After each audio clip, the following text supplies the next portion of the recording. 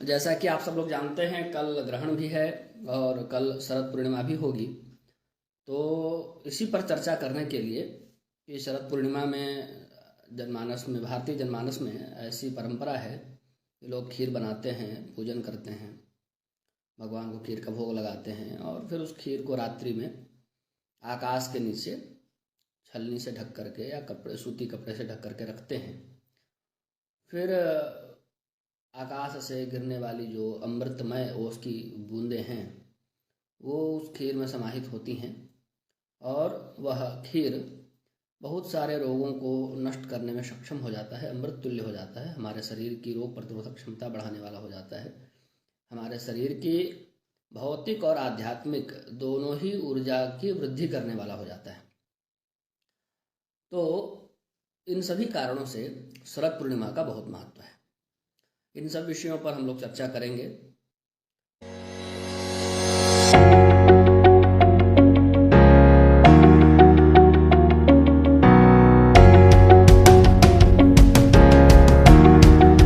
स्वागत करता हूं, आप सबों का अभिनंदन करता हूं, सभी को जय श्री मन्नारायण। अब हम लोग अपनी चर्चा को प्रारंभ करते हैं। कल है शरद पूर्णिमा रात्रि में और ग्रहण भी है। ग्रहण प्रारंभ होगा रात में 1:05 से भारतीय समय के अनुसार और ग्रहण की समाप्ति होगी 2:23 IST पर, भारतीय समय के अनुसार लगभग 2:30 बजे, 2:23 पर। अब चंद्र ग्रहण की विशेषता है, चंद्र ग्रहण सभी स्थानों पर अलग अलग समय में नजर नहीं आता है, एक ही समय है। उस समय में जहां जहां दुनिया में रात होगा, जहां जहां दुनिया में रात्रि होगी, वहां वहां ग्रहण, चंद्र ग्रहण दृश्यमान होगा, वहां वहां चंद्र ग्रहण दिखेगा। यह चंद्र ग्रहण का नियम है। सूर्य ग्रहण के साथ ऐसा नहीं होता है। सूर्य ग्रहण का समय अलग अलग स्थानों के लिए अलग अलग होता है। तो कल रात में ग्रहण है 1 बजे से और चंद्र ग्रहण है। तो चंद्र ग्रहण के संबंध में सबसे ज़्यादा प्रचलित जो नियम है सूतक के लिए, वो बात यह है कि सूर्य ग्रहण में 12 घंटे पूर्व सूतक लग जाता है और चंद्र ग्रहण में 9 घंटे पूर्व सूतक लगता है। तो रात्रि 1 बजे ग्रहण लगने वाला है, उससे 9 घंटा पहले आएंगे तो शाम में 4 बजे। रात में 1:05 में से ग्रहण प्रारंभ होगा तो निश्चित है कि सायंकाल 4:05 से सूतक का समय प्रारंभ हो जाएगा।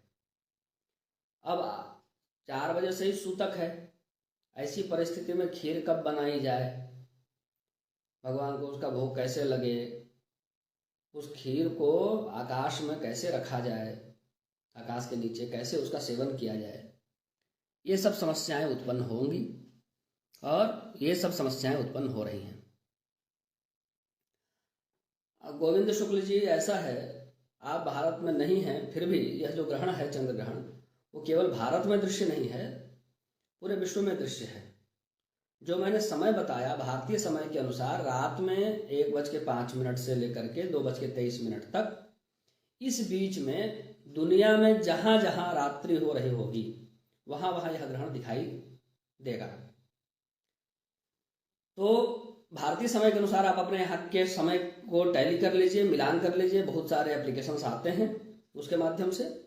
और फिर भी आप लोगों को जानने की जिज्ञासा हो तो एक डेट एंड टाइम करके वेबसाइट है, उस पर जा करके भी आप अपने स्थान का नाम डाल करके अपने स्थान के, आपके क्षेत्र में जो प्रचलन है, समय का जो भी मानक प्रचलन है, उसके अनुसार वो टाइम कन्वर्ट करके ऑटोमेटिकली बता देते हैं। तो वहाँ भी जाके आप देख सकते हैं।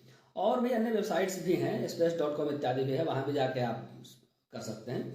पर सबसे आसानी से जो आप जान सकते हैं वो सबसे आसान यही है कि मोबाइल में ही टाइमिंग के लिए होता है, आप 2 टाइम यूज कर सकते हैं, वो डिस्प्ले में ही आ जाता है, होम स्क्रीन पर आ जाता है, आप 2 टाइम एक साथ देख सकते हैं। तो उसमें आप तुलना कर लीजिए। IST में जब 1:05 हो रहा है और 2:23 हो रहा है, इस बीच आपके समय दिन है या रात है? रात है तो ग्रहण दिखाई पड़ेगा, दिन है तो दिखाई नहीं पड़ेगा। सामान्य रूप से आप ऐसे जान सकते हैं। एकदम विशेष रूप से जानना है तो आप डेट एंड टाइम वेबसाइट में चले जाइए, वहां पर देख सकते हैं। अब हम लोग अपने विषय पर आते हैं। खीर कैसे बने, ये समस्या है। हालांकि इस विषय में आज मैंने अपने वेबसाइट पर भी लिख करके डाला हुआ है, संस्थान में भी लिख करके दिया हुआ है, पेज पर भी डाला हुआ है शरद पूर्णिमा के निर्णय के संबंध में। उसके बाद भी मेरे पास 30 से ज़्यादा मैसेज आए, कई लोगों ने प्रश्न किया, कई सारे ग्रुप्स में फोटो इत्यादि शेयर किए जा रहे हैं, सब लोग अलग अलग मत प्रस्तुत कर रहे हैं, उसमें बहुत बड़ी समस्याएं हैं। और फिर कई लोगों ने फ़ोन करके चर्चा की, तो फिर अब ये समस्या उत्पन्न हो गई, मेरे मन में हुआ कि अब सामने रूबरू होकर के आपकी समस्या को दूर कर दिया जाए तो ज़्यादा बेहतर होगा। और इसी बीच हरिहर ज्योतिर्विज्ञान संस्थान का प्रस्ताव भी आ गया लाइव आने के लिए, तो इस प्रस्ताव को स्वीकार करते हुए मैंने आनंद फानंद में आपके समक्ष आने का निर्णय लिया है। अब हम लोग देखिए समस्या कहाँ से शुरू हो रही है।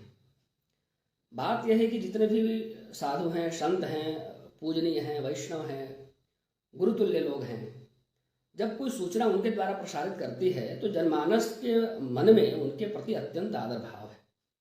हम सभी लोग उनके वाक्यों को ब्रह्मवाक्य ही मानकर चलते हैं। ऐसे में उनका कोई भी निर्णय आता है तो हम उसको अक्षरशः पालन करते हैं। अब ऐसी परिस्थिति में कई सारे मान्य लोगों का यह निर्णय आया कि शाम को 4 बजे से पहले खीर बना लीजिए, उसके ऊपर कुश रख दीजिए और अगले दिन ग्रहण समाप्त होने के पश्चात उसको आकाश में कुछ देर के लिए छलनी से या कपड़े से ढक के रख दीजिए। सुबह ठाकुर जी को भोग लगाकर पाइए। पूजनीय जो मलुक पीठाधीश्वर हैं राजेंद्र दास जी महाराज, उनका चित्र लगा करके भी, उनके माध्यम से भी अथवा उनके द्वारा प्रसारित सूचना में भी यह सब बातें लिखी हुई हैं। वह पोस्टर भी मेरे साथ शेयर किया गया था। तो जब इतने बड़े बड़े सब लोग बता रहे हैं तो इसमें समस्या उत्पन्न हो जाती है, क्योंकि सामान्य जनमानस क्या करेगा, उसको धर्म का बोध है नहीं, निर्णय का बोध है नहीं। हम सभी लोग उनको पूज्य मानते हैं, वो जैसा कहेंगे वैसा हम कर लेते हैं। ये समस्याएं उत्पन्न होती हैं। और लगभग ऐसा ही निर्णय अन्य सब लोगों ने भी शेयर किया हुआ है। कई सारे वीडियोज बनाए गए हैं, कई सारे पोस्ट लिखे गए हैं, सब लोग ऐसा बोल रहे हैं। और मैं आपको यह बात यहाँ पर स्पष्ट रूप से बोलने आया हूँ कि यह निर्णय सरासर गलत है। किसी भी कीमत में शाम 4 बजे से पहले खीर बना करके रख लिया जाए और ग्रहण समाप्ति होने के पश्चात उसको आकाश में रख दिया जाए, आकाश के नीचे रख दिया जाए और अगले दिन भगवान को भोग लगा के पा लिया जाए, ऐसा किसी भी कीमत पर करना संभव नहीं है। न तो धर्मशास्त्र की दृष्टि से, न सामान्य युक्ति की दृष्टि से। अब देखिए समस्या क्या क्या है। सबसे पहली समस्या मैं बता रहा हूं, सबसे महत्वपूर्ण समस्या जो बता रहा हूं उस पर गौर करिए, अपने दिमाग पर जोर लगाइए, अपने आप से सवाल करिए। कोई पर्व त्योहार होता है, मान लीजिए नवरात्र ही बीता है, उसका उदाहरण ले लेते हैं। नवरात्र आने वाला है, उसके पहले हमारे घर में किसी बालक का जन्म हो गया। अब बालक का जन्म हो गया तो मैं पड़ गया सूतक में। अब बताइए, साल भर का त्योहार है ये बोल करके हम पर्व मनाएंगे, अथवा सूतक लग गया है अब अगले वर्ष पर्व मनेगा, इस वर्ष नहीं मनेगा, ऐसा करके हम पर्व छोड़ेंगे। जनता क्या करती है, धर्मशास्त्र का इस संबंध में क्या निर्णय है? जब एक परिवार में सूतक लगता है तो उसके पूरे कुल के लोग उस त्योहार को, उस पर्व को छोड़ देते हैं, उस वर्ष नहीं करते हैं। और यहां पर तो भैया पूरे देश में सूतक लगा हुआ है 9 घंटे का। पूरा देश शाम 4 बजे से सूतक में होगा और सुबह 2:30 बजे तक होगा। जब पूरा देश ही जब सूतक में है तो ऐसी परिस्थिति में शरद पूर्णिमा को क्यों नहीं छोड़ा जा सकता है? क्यों लोग उल्टा आकर ज्ञान दे रहे हैं कि साल भर का त्योहार है नहीं छोड़ेंगे? जनना शौच में क्यों छोड़ देते हो त्योहार? मरना शौच में क्यों छोड़ देते हो त्योहार? बहुत सारी परेशानियों में छोड़ देते हो। यहां जब पूरा देश ही सूतक में है तो त्योहार क्यों नहीं छूटेगा? धर्मशास्त्र का ऐसा कोई भी नियम नहीं है। जो ये बताते हैं कुश रख सकते हैं, तुलसी रख सकते हैं, दुर्वा रखने के लिए भी बताते हैं, वह नियम अन्न के लिए नहीं है। वह नियम आप जो घर में अचार बनाते हैं, घृत आपके घर में रखा हुआ है, सूखे मेवे आपके घर में रखे हुए हैं, उन सभी चीजों के लिए वह बातें हैं। चूल्हे में जो अन्न बनाया जाता है उसके लिए नहीं है। आप जो भी अन्न बना करके रखेंगे, भले आप 4 बजे से पहले रखें, वो दूषित होगा निश्चित रूप से। और सबसे ज्यादा दोष अन्न को लगता है। इसलिए हर जगह प्रचलन में है, अन्न शुद्धे सत्व शुद्धि, जैसा अन्न वैसा मन। अन्न को हमेशा शुद्ध रखने की वरीयता दी जाती है। अन्न से खीर बनेगा, वो सूतक से दूषित नहीं होगा, वो ग्रहण से दूषित नहीं होगा, सामान्य विचारण ये बात मैं कर रहा हूं, स्वयं चिंतन करिए। और भी देखिए, 2:30 बजे सूतक खत्म होगा, सूतक के तुरंत बाद स्नान करना चाहिए, घर को धोना चाहिए। आप जब तक स्नान करेंगे, घर को साफ करेंगे, दान करेंगे, कुछ दान पुण्य भी करना चाहिए। स्वच्छ बिंब का दर्शन करने के बाद आप शुद्ध होते हैं। स्वच्छ बिंब का दर्शन करेंगे, चंद्रमा को अर्घ्य देंगे, आप स्नान करेंगे, आप घर की साफ सफाई करेंगे। कितना भी जल्दी जल्दी सब करें, आपको 1 घंटा लगेगा। अब 2:30 बजे था, ग्रहण खत्म, आप बहुत फुर्तीले, आपने सब कर लिया, बज गया 3:30। 3:30 बज गया। अब आप खीर को रखेंगे आसमान के नीचे, कितनी देर रहेगा? 3 बजे से ब्रह्ममुहूर्त शुरू हो जाता है। जो मुख्य वर्षा है वो तो मध्य रात्रि के बीच होती है, और कम से कम 3 मुहूर्त तो रखना ही चाहिए। 3 मुहूर्त का बहुत महत्व, त्रिबद्धम सुबद्धम भवति। 3 मुहूर्त कम से कम रहे, तब तो उसमें अमृत का संचार होगा। ऐसे 5 मिनट रख लीजिए, आधा घंटा रख लीजिए, क्या होगा उससे? कौन सा अमृत तत्व उसमें आ जाएगा? आप दूध पहले से रख नहीं सकते, आप दूध पहले से रखेंगे वो खराब हो जाएगा, वो प्रयोग कर नहीं सकते। मतलब आपको सुबह सुबह 2:30 बजे दूध दूहा हुआ चाहिए, 3:30 बजे आपको सुबह 3:30 बजे कुएं का शुद्ध जल चाहिए, घर धुला हुआ साफ स्वच्छ चाहिए, सब कुछ चूल्हा बर्तन सब धुला हुआ चाहिए, तब खीर बनेगी। किसी भी प्रकार से युक्ति लगाएं, कितना भी चिंतन करें, कितना भी सर फोड़ें, कितना भी माथा फोड़ें, कोई भी ऐसी युक्ति प्राप्त नहीं होती है जो युक्ति, जो सिद्धांत, जो नियम इस वर्ष शरद पूर्णिमा में खीर बनाई जाए, पाई जाए, उसके लिए या उसके समर्थन में या उसको किस प्रकार से किया जाए उस संबंध में कोई सहारा देता हो, कोई आश्रय देता हो, ऐसी कोई युक्ति, ऐसा कोई विधान, ऐसा कोई नियम बिल्कुल भी प्राप्त नहीं होता है। और जो ऐसा कहते हैं वो किसी भी प्रकार से धर्मशास्त्र से सम्मत नहीं है। विद्वान लोग ही ऐसा करेंगे तो धर्म की बहुत हानि होगी। और इन्हीं सब चिंता से ग्रस्त होकर के मुझे आप सबों के बीच आकर के यह बात आप सबों के सामने रखनी पड़ी। आप स्वयं विचार करें कैसे संभव है। स्कंद पुराण इत्यादि में जो कुश इत्यादि रखने के लिए कहा है वो पके हुए अन्न के लिए नहीं, वो घर में हम जो अचार रखते हैं, घी हमारे घर में रखता है, अन्य जो सूखे मेवे इत्यादि रखते हैं, चावल दाल रखे हैं, उन सब के लिए। तो किसी भी प्रकार से हम देखें, किसी भी युक्ति का हम प्रयोग करें, कहीं से भी यह बात सत्य सिद्ध नहीं होती है कि शाम को 4 बजे से पहले आप खीर बना लें और सुबह ऐसा रख लें। ये सब संभव नहीं है, कहीं से भी संभव नहीं है। इसलिए मैं स्पष्ट धर्म का आश्रय लेकर के अपनी बुद्धि से सब प्रकार से सोच विचार करके आपको स्पष्ट निर्णय, स्पष्ट बात यह बताता हूं कि खीर के चक्कर में न पड़े, शरद पूर्णिमा के चक्कर में इस वर्ष न पड़े। अगले वर्ष जब सूतक नहीं होगा पूरे देश में, तब शरद पूर्णिमा मनाई जाएगी। जब एक परिवार में सूतक होता है, हम पर्व छोड़ देते हैं। समस्त भारत जब सूतक में है, ऐसी परिस्थिति में एक पर्व छोड़ देने से कोई आफत नहीं आएगा, बल्कि जबरदस्ती पकड़ने से आफत आ सकता है। इसलिए अनावश्यक दुराग्रह पाल करके या जो चीजें सही नहीं है, धर्मशास्त्र से सम्मत नहीं है, युक्ति से भी सम्मत नहीं है, ऐसे में अधर्म का ही प्रश्रय होगा और अधर्म को प्रश्रय नहीं देना चाहिए। ऐसा मेरा स्पष्ट मत है।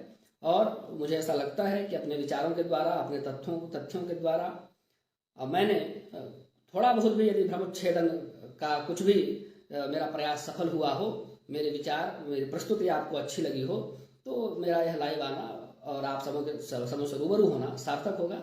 आप सब लोग इन सब बातों पर विचार करें और जितना हो सके अधिक से अधिक लोगों तक इन तथ्यों को, इन विचारों को पहुंचाने में हरिहर ज्योतिर्विज्ञान संस्थान की मदद करें। अपने इन्हीं वक्तव्यों के साथ मैं अपनी वाणी को यहाँ विराम देता हूँ। यदि आप लोगों का कोई प्रश्न होगा तो मैं उसको भी यहाँ पर ले सकता हूँ, उसका भी उत्तर दिया जा सकता है। तो कोई महत्वपूर्ण प्रश्न नहीं आया, यदि आप लोगों का कोई प्रश्न होता है तो मैं निश्चित ही उनका उत्तर देने का प्रयास करूंगा या उस पर कुछ चर्चा करने का प्रयास करूंगा। और ग्रहण के संबंध में, शरद पूर्णिमा के संबंध में ग्रहराशि.com पर विस्तार से लेख लिखा हुआ है। ग्रहण को कैसे देखें, ग्रहण के समय गर्भवती स्त्रियां क्या करें, शरद पूर्णिमा पर क्या करना है, ये सभी बातें बहुत विस्तार से लिखी हुई हैं। ग्रहण कब होता है, कैसे होता है, इस ग्रहण का क्या टाइमिंग है, किस समय स्पर्श होगा, किस समय मध्य होगा, किस समय मोक्ष होगा, ये सभी चीजें तो आप ग्रहराशि.com पर जाकर के वो सारे लेख विस्तार से पढ़ सकते हैं और उसमें से महत्वपूर्ण जानकारी प्राप्त कर सकते हैं। आप सब लोग मेरे साथ जुड़े रहे, आप सबों का स्नेह प्राप्त होता रहा, इसके लिए आप सबों का आभार व्यक्त करते हुए अपनी वाणी विराम देता हूँ। जय जय श्री नारायण।